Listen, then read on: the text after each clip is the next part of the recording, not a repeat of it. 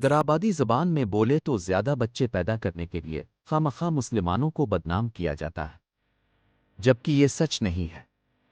हिंदुस्तान में दीगर मज़ाहिब के मानने वालों की यहाँ भी ज़्यादा बच्चे होते हैं।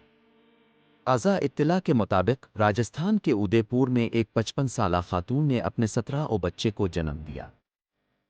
रेखा गालबेलिया नामी खातून ने इससे कबल 16 बच्चों को जन्म दिया था।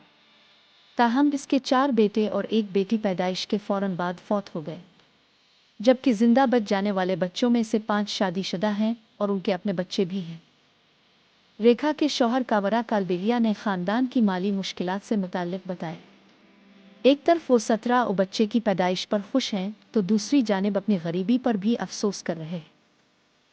वहीं जदवल कम्युनिटी हेल्थ सेंटर के डॉक्टर ने बताया कि खानदान ने रेखा से मुताल्लिक गलत मालूमात दर्ज की।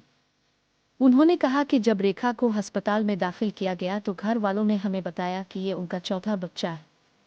बाद में पता चला कि ये उनका 17वां बच्चा है। इस खबर को शेयर करें ताकि फ़िरका परस्तों के बेबुनियाद दावों को झूठा साबित किया जा सके।